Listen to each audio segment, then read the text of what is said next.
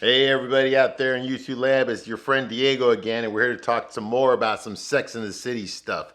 Some funky business from that show from the late 90s and early 2000s. That's right, I am Diego, and I've watched every single episode of Sex and the City, so I know what I'm talking about. And I watched both movies, and I watched that piece of shit show and just like crap. Don't watch that show. It's an abortion. Okay, but I already reviewed it. If you want to see the videos, already on here. Okay, but today we're going to talk about the good show, Sex and the City. Okay, from the late 90s, early 2000s. Okay, like I said, I watched every show, and the reason I watched every show was because I liked it. I legitimately enjoyed the show, even though I'm a straight guy, and none of my straight guy friends were watching the show on a regular basis like I was. They were all watching Sopranos, and I was watching that too. But I also took time to watch Sex and the City because, well, I mean, it was fun watching these women date. I was a young man back then. I was there from the very beginning, yeah. Okay, I was in my 20s when the show came out, and I was watching all the episodes, and I was living in a big city. I lived in Chicago, and I was actively dating lots of women. I was a single man, young, going to school. When I was working in the entertainment industry, I was working in restaurants, I was working in nightclubs, I was doing theater, I was acting. Like I said, I was going to college during the day, I was working in nightclubs at night, I was working at bars, all sorts of stuff, okay? And the people that I hung out with, my friends were all models and actors and stand-up comedians, we're musicians, and we're all trying to make it, whatever. So that was a lot of the crowd that I hung out with. So we were very active, very social. We would do things together all the time, okay? And all the hot girls I knew were watching Sex and the City, okay? So this gave me something to talk to them about, okay? Kind of helped me get in there, if you know what I mean. All right, yeah, I'm not ashamed of it. I'm not ashamed of it at all. No, men use what they got, okay? So I was watching the show. None of my guy friends watched it. So I knew who was dating who was with who, what happened with who. I knew all that stuff already, okay?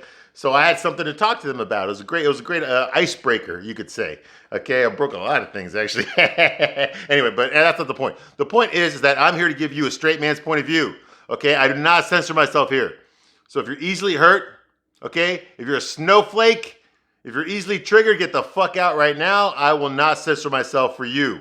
Okay, I'm going to tell you the honest God truth from a straight man's point of view. Okay, that's the point of view you didn't get when you watched this show. You were talking this show with your girlfriends and your gay friends. Okay, you weren't talking about this show to a straight guy because you didn't want to hear what we had to say. Okay, you wanted to stay in fucking lollipop land. You don't want to come out into the fucking real world where we were. Okay, yeah, exactly. Okay, well I'm here to fucking bring that real world to you. All right, to pop your friggin' bubble here. Okay, when I'm done with this show, I ain't stopping here. I'm going to go towards you. I'm going after your chick flicks next. Oh, yeah. Oh, yeah. The Notebook, it's done. Done. Titanic, done. Yeah, I'm going after all that shit. Oh, yeah, but what was that one? What was that one? The fucking the all-star cast, all those goddamn rom-coms with like 16 different cast members. The one with Hugh Grant and Alan Rickman. Yeah, that one. Yeah, I'm going after that one too. Oh, yeah, I'm going to rip that shit all the way fucking apart. Fuck all that noise, okay? It's time to come to the real world. See, the difference between chick flicks and guy flicks is that when we're watching our flicks, we know it's bullshit. We know it's bullshit. Okay, that's the difference. All right. Now you know. Okay, so here we are all the way up to season 6. That's right. I'm going to do every goddamn, all 94 fucking episodes I'm going to do. And right now we are in season 6, episode 8 of season 6. Okay, so this episode aired like in August of 2003. Yeah, this show came out in 98. So it's August 2003. And the name of this episode is called The Catch. This is season 6, episode 8. The title of this episode is called The Catch. Okay, The Catch, whatever the fuck that means. All right, so it starts off with Carrie gets sent on an assignment for trapeze. Like, who the fuck sends their writer to take trapeze lessons? It makes no fucking sense, but apparently that's the thing that singles people are doing. Okay, that swingers are doing. They're doing the trapeze. Yeah, right. Get it? Get the joke? Okay, well, I didn't get it either. All right. So they sent Carrie out there since she writes a fucking sex column and trapeze artist is pretty much the same thing. So they sent her out there to take trapeze lessons, okay? And she has a problem letting go. Now, I know Sarah Jessica Parker is athletic, okay? Because I saw fucking Girls Just Want to Have Fun in the 80s where she's doing all those acrobatics and shit, those gymnastics. So I know she can probably do the trapeze in real life. But she's older now. Now she's like in her, I'm guessing she's like 40 years old. Because in 1998, her character, Carrie, was 34 in 98. So you add another 5 years to that, that would make her 39 in this scene. So she's 39 trying to do the trapeze.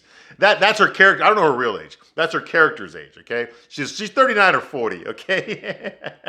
And she's trying to do this shit, and she has a problem letting go of her trapeze and catching the other guy. She has a problem with that. She keeps failing at it. It bothers her. It bothers her that she can't do the catch. Get it? She can't do the catch, all right? So, of course, what does she do when she feels that way? She bitches to her girlfriends about it, because that's what they do here on this show. Okay, and they eat. They stuff their fucking face all the time and talk while they're eating. Well, Stanford is there for emotional support, but he's just fucking getting drunk and watching her fucking try to do the trapeze. He's not actually helping her out, okay? He does give her some emotional support, though. Hey, you're queen of the world. And she's like, no, you're queen of the world. Yeah, I know. They're all queens on this show. That's the problem with this show, ladies. When everyone's a queen, no one is. All right, so meanwhile, Samantha gets her zipper caught on her dress. I guess that's a problem that you ladies have. I don't know. We don't have that problem, okay? But I guess, she's got her zipper caught and she can't fucking get it off. So rather than rip her dress off, which is what I would have done if that had been me, she decides to call her boy toy, Smith Jared, to come over, okay? Now, she didn't tell him, hey, I'm stuck in my dress. My zipper is stuck. She tells him, hey, come over here. Let's fuck. Okay, and Smith Jared, of course, because he's a super fucking good-looking actor who's gonna star in a Gus Van Sant movie. Okay, who's already been on MTV. He's got his fucking huge billboard, in Times Square of him naked, doing his pose with a fucking bottle of fucking Vox where his cock should be. Yeah, that guy has absolutely nothing going on in his fucking life. All he's doing right now is sitting by the phone and with his fucking thumb up his ass, waiting for fucking Samantha to call him so that he can give him something to do. And thank gosh he calls him, so now he has something to do. So he fucking goes over, he rushes over there to help her out, okay? Just like that. Okay, meanwhile, Harry and Charlotte, they're posing for pictures in Central Park because they're getting married tomorrow. I know, right? Like he just proposed to her 2 episodes ago, and now they're getting married. No bachelorette party, no nothing. Yeah, it's just okay, he proposed and now they're getting married.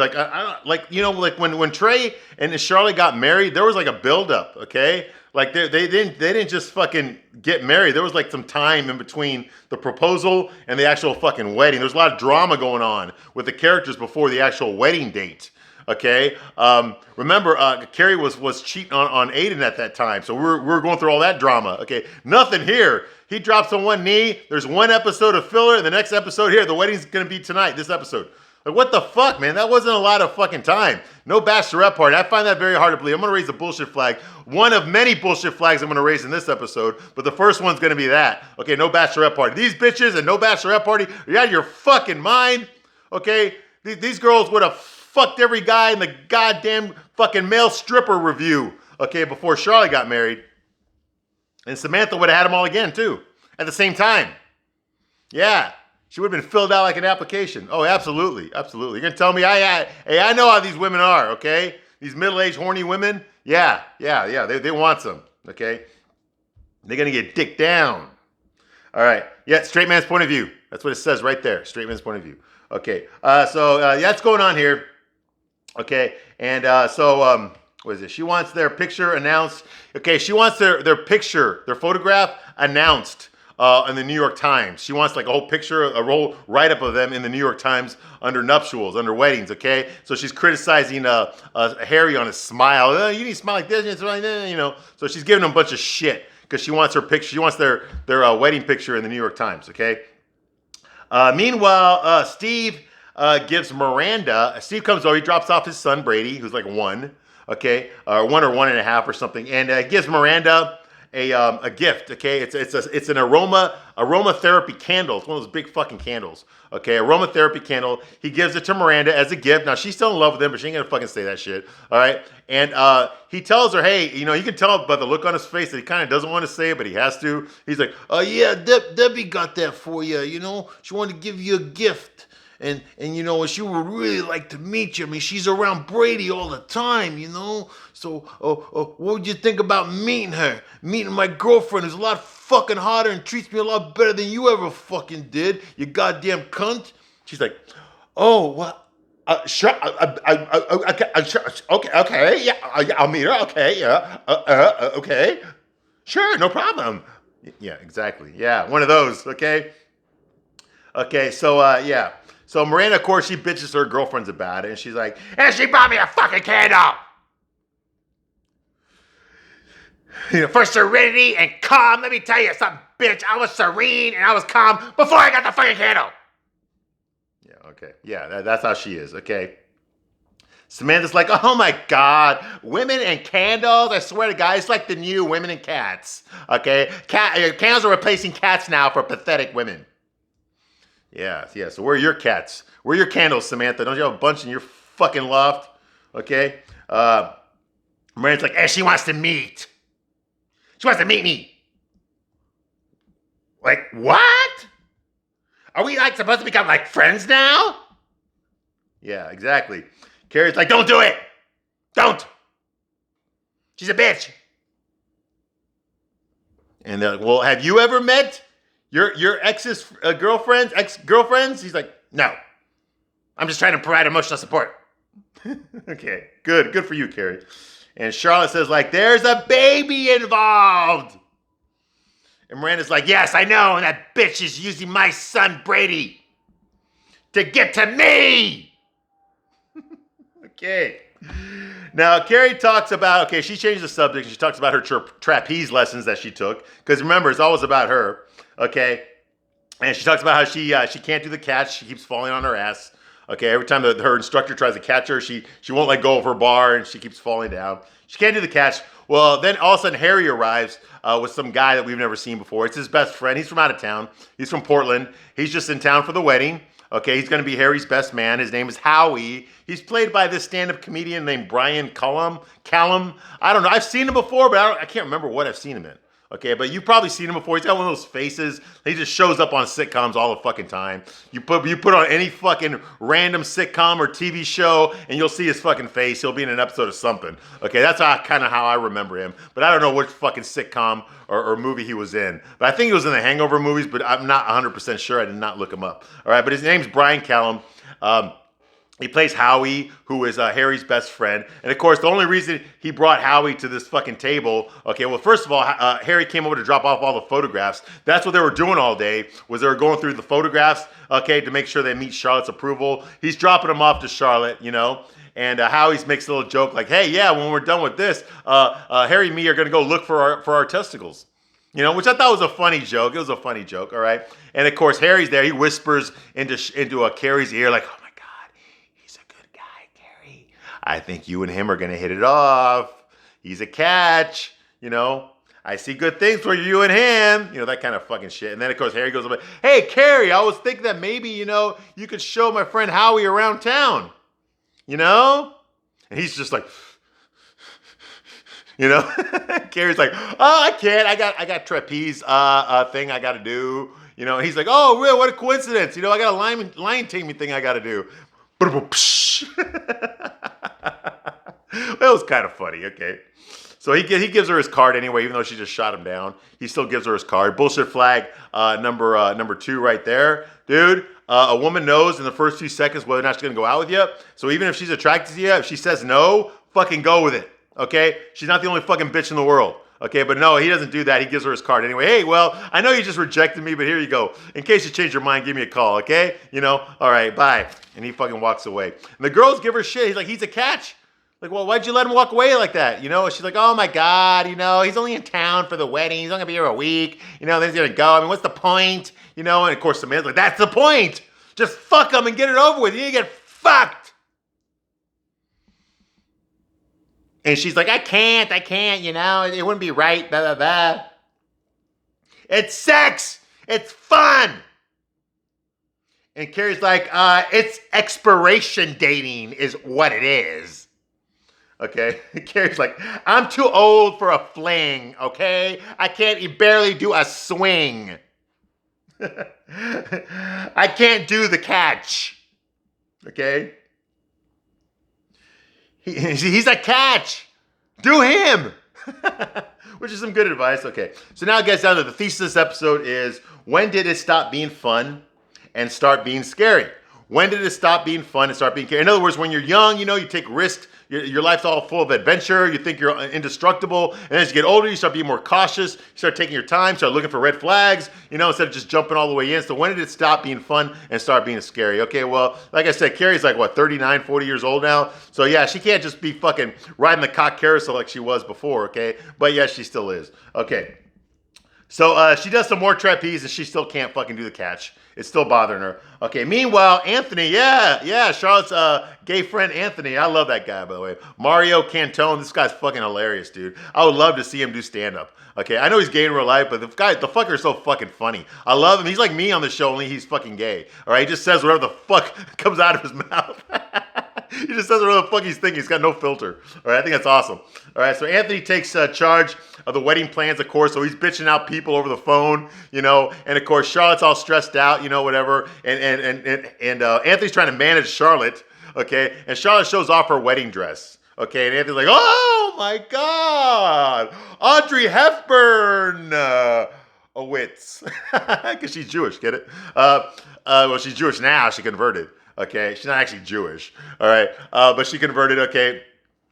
So that's going on here. She's showing it off, she's like, it's going to be a traditional Jewish wedding. We're going to do the hora. That's the one, you've seen it in movies, okay, where all the guests pick up these chairs and the bride and groom are on the chair and the people are lifting them up and down, it's like some fucking stupid ritual. I don't fucking know, I'm Mexican and we don't do that shit. Okay, but yeah, apparently the Jews do that. You've seen it in the fucking movies, okay? My God, every fucking movie's got a Jewish wedding in there. You've all seen it, just like you see them stepping on the fucking glass, the broken glass and all that shit. Anyway, it's called the hora. That's the official name for the hora, okay? And he tells her, hey, listen, when you're up there, okay, you better fucking hold on to that chair for dear fucking life and keep your legs closed. Nobody wants to see the bride's beaver. And if you fall over, that's the horror for the hora. Who's a horror? I added that part in there, okay. Yeah. Hey, yeah, these women are, okay. Hey, it does not mean I don't like them.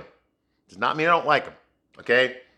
Okay, it just means that they fucking, they ride the cock carousel, man. They do. Oh my God, dude, how the fuck you expect them to fucking meet anyone special if all they're gonna do is fucking give it away to everybody? What the fuck, man?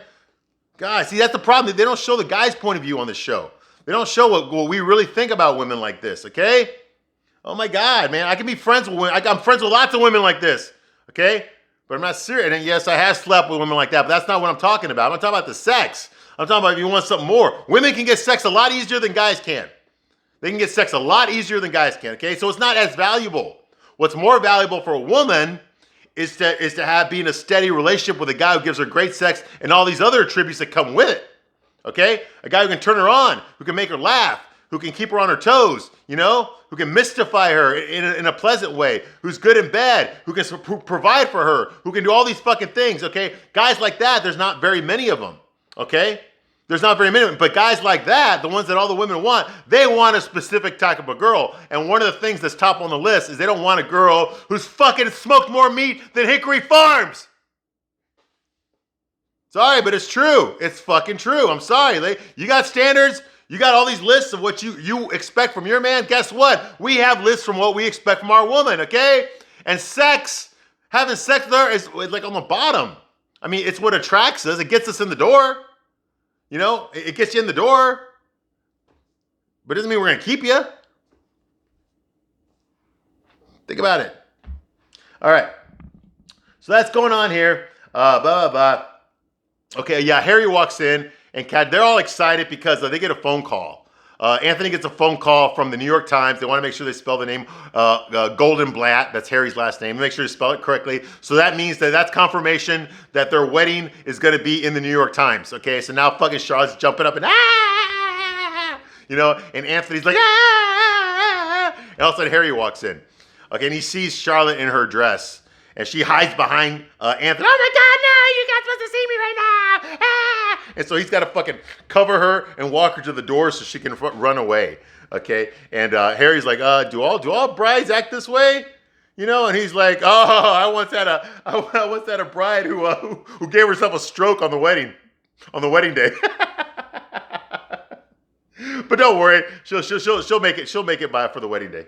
Okay. So that was kind of fun. I thought it was funny. Okay, and once again, we see Smith Jerrod topless because you got to have his bare, you got to have him like bare chested in every episode. It's like in his contract that he has to show off his fucking body every fucking episode, right? So he's there, of course, he's topless, okay, and Samantha's there, and she's trying to put on her bracelet, okay, she's wearing this nice dress, okay, because I guess they're going to some the rehearsal, the wedding rehearsal, so she's dressed nice. He's put on his clothes, he's going out of town. He's going to film that Gus Van Sant movie, which is fucking bullshit. Like, Gus Van Sant would ever hire this fucker, okay? He's going to be out of town in Mexico for 2 weeks. So basically, this is the last time he's going to see Samantha for 2 weeks, all right? And she needs help with her bracelet, so he offers to help her put the bracelet on. So that's going on here. And Smith tells her, hey, Samantha, this is going to be our last night together. She's like, you're only gone for 2 weeks. He's like, you'll be back. And Smith's like, well, I'll miss you. He's like, 2 weeks is not going to mean you're going to miss me, all right? So just get the hell out of here already, okay? I'm late for an appointment as it is. So he's like, okay, you're going to be that way, you know, which is bullshit. He's actually kind of happy. Oh, thank God, I don't have to fucking fuck this old broad for 2 more weeks. I can go fuck the young, hot Mexican girls over there. That's what I would be thinking. And that's what any normal guy in this situation would be thinking. But because there's Sex in the City, you can't do that. No, you got to have Smith Jared all fucking heartbroken with his fucking 28-year-old fucking fine-ass fucking male model chisel features fucking self, okay, is going to be stressing over whether some fucking 40, yes, and I'm being generous, some 45-year-old fucking old lady is going to be there waiting for him when he gets back in 2 weeks. Yeah, he's really stressed out about that. Oh my God, I can't lose you, Samantha. Who's going to do my free publicity? I can't lose you. You mean too much to me. Yeah, and when she calls him, he's going to be like, huh? Yeah, I'm missing you too, babe. Bye. Yeah, that's basically what's going to be happening. All right. Yeah, but this show ain't going to show you that. No. Because that wouldn't be realistic, would it? No way. Okay. So that's going on here. Of course, his heart is broken that she doesn't have the same affection for him. Yeah, for him. You're right. Do I even need to do a bullshit flag here? I think it's pretty obvious, okay? Or maybe it's obvious to everybody except for fucking the guys that wrote this episode. Okay, so that's going on. She should be, now here's the thing, she's saying all this stuff to him, like, hey, you're going to be gone for 2 weeks. Okay, hey, you're making me late. Hurry up and get the fuck out of here. It's not going to be that long, blah, blah, blah, that kind of thing, She's saying all these things, and you know what? I mean, if they'd written Samantha as Samantha, okay, Samantha would be saying those things, but she'd be saying those things because she's smart. She would be saying those things to him because she knows that this is a quid pro quo relationship. She knows, okay, that he is only acting this way because she's helping his career. She knows this already. She understands it. She accepts it. She sees this relationship for what it really is. Okay, she gets some good sex with a hot guy. Okay, and he gets some free publicity from her. Okay, that's the relationship here. Okay, if they were really writing Samantha correctly, she would be aware of this and still do it anyway. Okay, because that's the kind of woman she is. Okay, fine. This guy's hot. He's an up and coming guy. I'll get credit for discovering him if he makes it. So fuck it. Yeah, I'll be his publicist for free as long as he keeps fucking me. Then yeah, what the fuck? I'll do it. That would be the real Samantha, but that's not the Samantha we're getting here. This Samantha's oblivious to what he's doing. That's because they're writing his character as like, oh, I'm so in love with Samantha. I'm gonna miss her so much. Get the fuck out of here with that bullshit. All right, but you see what I mean? See what I mean? I think if they'd written Samantha correctly, she would be aware of what this guy's doing and she'd still be okay with it only because she's getting something out of it. Okay, but they're not going to do that. They're going to make Samantha miss him like as a potential love interest, which we know Samantha does not do. Okay. Anyway, so that's going on. Miranda gets all prettied up. She gets all dolled up for this wedding rehearsal. However, she's there playing with her baby. Magda, the babysitter's there. And then all of a sudden, Steve shows up with his girlfriend. Okay, they're knocking on the door. They got there early, okay? So now fucking Miranda's flipping out. Oh my God, she is not ready to meet Debbie right now. She's not ready to meet Steve's girlfriend at all. She does not want to meet her, so she pretends, she tells Magda, hey, I'm not here. Tell him I'm not here, that I left already, blah, blah, blah. So she fucking runs into the bedroom, into the baby's room, and Magda lets Steve and his girlfriend in. We don't see Steve and his girlfriend, okay, but we hear their voices, okay, and they go into the room that Miranda's hiding. So Miranda jumps under the fucking bed and hides there, and she sees Steve walk in, just his feet, and she sees Debbie's feet. Okay, and her heels, her fucking stilettos that she's wearing. So she sees Debbie's, I can tell just by looking at her feet, this chick is better looking than Miranda. Okay, but she's hiding there under the bed. She sees Debbie's feet. She sees Steve's feet. They grab whatever it is they came in there to get, and they walk away. They do not catch her under the bed, and they leave with the baby. Miranda comes out of the room covered in lint because she was on the floor. So she's covered in fucking lint from the floor, okay? And she tells Magda, some embarrassing shit like, hey, I'm leaving now. That kind of thing. Magda's just like, yeah. So she leaves. She goes to the wedding rehearsal, okay, with the other girls. Okay. Blah, blah, blah. And of course she tells Carrie about what happened, because Carrie asks her, why are you covered in lint? And she's like, oh, I had to hide under the bed, blah, blah. She said, I'm not ready to look at Steve's girlfriend, because if I look at her, that means that she's real, and that means that Steve really does have a girlfriend, okay? And I can't deal with that, okay? It hurts, and she doesn't say it, but Carrie realizes that, that Carrie herself is not the only one having a hard time letting go, okay? Get the message? All right, so the girls are pressuring Carrie to go talk to fucking Howie and fuck him. That's Harry's best friend. So she finds he's there at the rehearsal. So she decides to go over there, and they start flirting each other. They start using these fucking stupid ass fucking circus euphemisms and shit. It's just fucking dumb. Like come on, just get to the fucking already. And eventually that's what happens. They get to the fucking, okay? Now this guy, I don't know who the fuck taught these gay writers, these gays, lesbians, and feminists that write these episodes. I don't know who the fuck taught them, okay, about how men fuck, but this is not how men fuck. All right, basically, first of all, Carrie's wearing her bra. Who the fuck has sex with their bra on in a fucking bed, no less, when they're spending the night there, okay?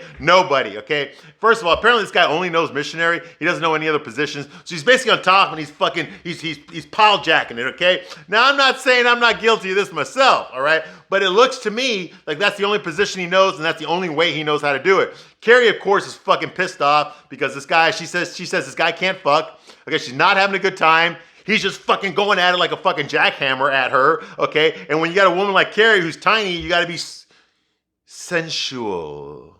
You have to make love to her. Like, get the fuck out of here, okay? But don't do it like that, okay? This guy's obviously bigger and heavier than she is, okay? So you're not going to fucking pound away at it, okay, like a fucking jackhammer, okay? That's not how you do it, okay? Now, I've done this, okay? So that part...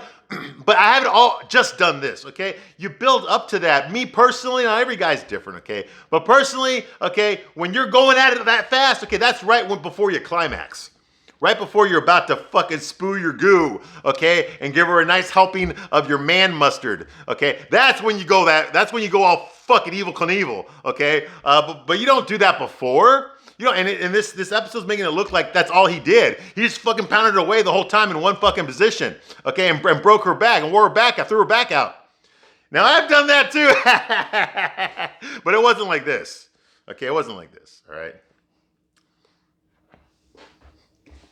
Straight man's point of view, okay? So that's basically what happens, all right? He's just doing it. She's not having a good time. And once again, we're right back to season 1, season 2. This is shit that happened every episode in season 1, season 2. They meet, they fuck, the sex is bad or whatever the fuck it is, and then that's the whole plot of the episode. It's whether or not the guy was good in bed or not. Usually he wasn't. All right. She calls it jackrabbit sex, okay? So meanwhile, Samantha gets a voicemail from Smith when she gets home from the fucking rehearsal, okay? And he tells her that he misses her. Oh, I'm sure in fact, I know the women watching this episode are all like, oh, Smith left her a message. I'm just thinking to myself, get the fuck out of here. What else is he gonna fucking say? That's his fucking meal ticket, okay? He's gotta make sure that shit's still around for him when he gets back. What the fuck else is he gonna do? But yeah, you can't say that to a girl. No, Smith, he's so sweet and considerate. I wish I had a boyfriend like, get the fuck out of here with your bull. I wish you had a boyfriend like that too, so you can see what it's like to get fucked over. All right. Anyway, and Samantha cannot take off the bracelet because remember he helped her put it on. Now she can't take it off without him. Get it? Get the message here. Okay, yeah, the parallel fucking stuff going on here. Yeah, I get it. It went right over my fucking head. Okay, so that's going on. Meanwhile, the New York Times arrives. The newspaper arrives, and of course, Charlotte wakes up when she hears the newspaper hit the door. She runs over there, she grabs the newspaper, she opens it up, and there is a picture, an announcement of Harry and her getting married. However, there's an ink stain on the picture, so it looks like she looks like Adolf Hitler. Okay, they got a big fucking ink mark right there. Okay, in their wedding, in their engagement photos. Okay, so yeah, she's all pissed off and nervous about this. Oh my God, this is bad luck. This is all because Harry walked in on me when I was wearing my wedding dress. That's why this is happening. I look like Hitler now at a Jewish fucking wedding, no less. And of course, she calls Carrie to tell her that. Is your newspaper say had that Hitler mustache? And she's like, yeah, it does, but maybe it's just my paper and your paper. Okay. I mean, Carrie's lying on her back. She's lying on the floor because Howie threw her back out, man. He pounded that pussy bad. Okay, so she's fucking, oh God, it hurt my back. Oh, she's in a lot of pain. Okay, so that's going on here. Okay, she's so she ends up going to the wedding. Of course she does. Okay, because yeah, it all happens in this episode. All right. So she goes there. She's in pain. She's hunched over. Stanford's got to help her walk up the steps. And of course Howie's there. He sees Carrie. And he's all excited to see her because he's the one that's responsible for this. He doesn't realize that she did not have a good time. Okay, that he doesn't know how to fuck. He only knows how to jackrabbit fuck and nothing else. Okay, which is not how real men fuck. Okay, I'm sorry. Some of you ladies out there that have experienced this, I'm sorry. I know I never did that to you, okay? But I'm sure there are some guys that fuck really badly like this, okay? And I'm sorry that happened to you, okay? But at least I can only speak from my own experience, okay?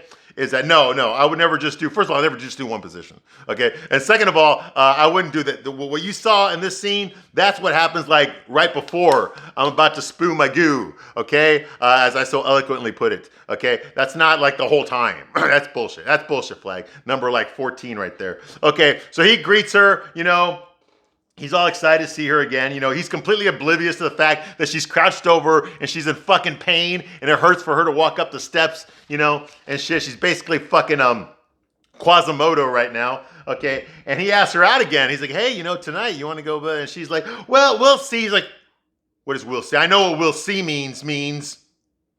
She's like, well, I just thought that, that like you were going out of town, like tomorrow. And, I thought that last night was just like a one-time thing, that's all. What she really means is she doesn't want to fuck him again because she got hurt. She's in no physical condition to fuck again because he fucked her over, basically, physically. And, and she does not want to fuck him again. But she can't tell him that. So she's going to tell him, hey, I just thought last night was a one-night thing, blah, blah, blah. It was just a one-night thing, And of course, like I said, we're back to season 1 again. This is the shit that happened every episode of season 1 and season 2. And Howie's like, well, if I had known you were just using me, I would have made love to you like that.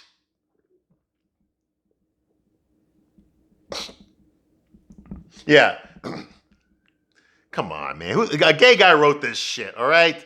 No, if that was realistic, he would have been like, oh, okay. All right, well, no problem. Hey, let me help you with steps. That's what I would have done, okay? Guy already fucked her, so what the hell? Well, what more do I want? So she want to fuck again. Big fucking deal. I'm flying back home tomorrow anyway, so who gives a shit? That's what realistically would happen. This show ain't going to show you that, okay? So anyway, it is a Jewish wedding, okay? So during the nuptials, Howie whispers to Carrie while the nuptials are going on. Carrie's like, huh? And she's crouched over, because she's one of the bridesmaids, okay? That would never happen in real life, okay? If I was pissed off at a girl that I just fucked the other night and I was at an event like this, I would not do that, okay? I would think it in my head, but I wouldn't actually say it out loud or say it across from her. That's so fucking immature and passive aggressive. And this guy's like in his, 30s, 40s maybe? That's not, you're too fucking old to be acting like a fucking 13-year-old, okay? But once again, they don't know how to write straight guys on the show, okay? That was always my biggest complaint on the show, okay? And this just proves it. All right. So anyway, Harry spills the wine on Charlotte's dress, so now she's pissed off. Samantha still hasn't figured out how to take off her bracelet, so she decides at that particular moment to break her bracelet off, and I guess the jewels on there spill on the floor. So everyone crouches down to pick it up in the middle of the fucking ceremony, which interrupts the wedding. Okay, and of course Carrie screams in pain when she crouches down because of her back. They don't get all the pieces, but they get some of them. The wedding continues. Okay. And the glass that you do in the traditional wedding ceremony does not break. Harry has to step in it like 6 or 7 times before the glass finally breaks. And then once that happens, they start walking off the aisle. They're officially married. And then, of course, Charlotte trips on the fucking beads that are on the floor from the broken bracelet of Samantha's, okay? And Harry catches her, thank God, and they walk down the aisle. Charlotte goes into the ladies' room. She's crying her ass off. She's trying to get the wine stains off of her dress. Carrie walks in there and goes like, "What's wrong? Why are you crying?" And she's like, she thinks it's because he saw my wedding dress before the wedding. I'm cursed. I'm cursed. I wanted this wedding to be perfect. And she goes like, "Hey, you know what? You already had." Carrie says, "You already had the perfect wedding. Remember that one? We were all there. You already had the perfect wedding, okay? The problem was the marriage wasn't perfect.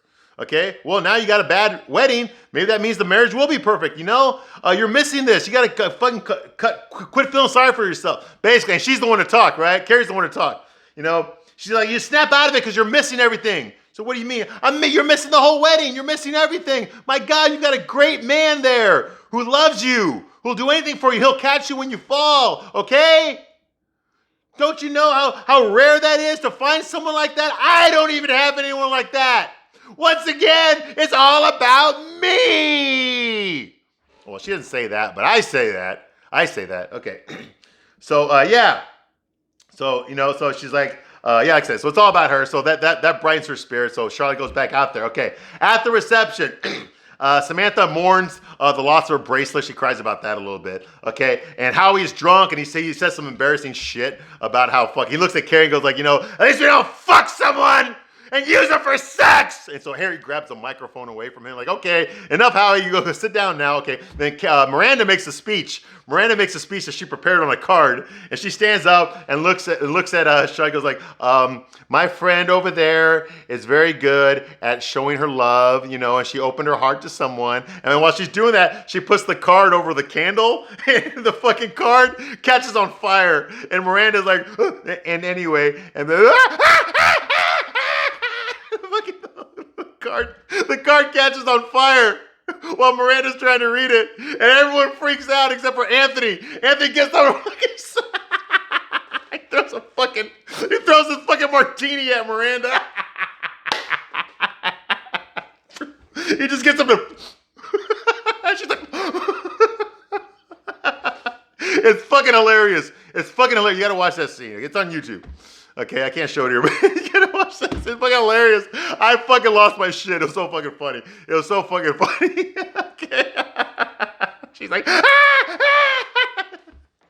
Anyway, it was funny. I thought it was hilarious. It was hilarious. Okay, so that happens here. You know, of course, Anthony says like, "Hey, you know, sorry, hon. Good speech though." It's hilarious. Okay, so Carrie sees Howie dancing. I guess he can dance very well. He's athletic. So she says he's a real jerk de soleil. She says that while Stanford's there with her. Okay. And of course, they do the horror where they put him on the chair and they jump him up and down on the chair. You know, Charlotte throws the bouquet and fucking it hits Miranda in the head while she's walking out the door. Right. So much for that. Okay. As she's walking away, it hits Miranda in the head. Okay. Carrie attempts her trapeze the next day, I guess. And I guess there was no honeymoon for Charlotte because the very next day, Carrie's doing her trapeze lessons again. And she lets go of her bar this time, and she tries to catch the instructor's hands, but she misses and she falls onto the safety net. And she says like, "Yeah, I missed my catch, but you know what? It doesn't matter because I got a safety net." And her girlfriends are there. Like I said, Samantha, Miranda, and Charlotte are there. I guess Charlotte did not go on a honeymoon. I guess they're too broke to go on a honeymoon, right? Bull fucking shit. I think they just try to condense everything into one episode, you know, to make it quicker. Who cares? Anyway, all right, so that was this episode. Thank you for watching this long, and I will see you on the next one. Bye.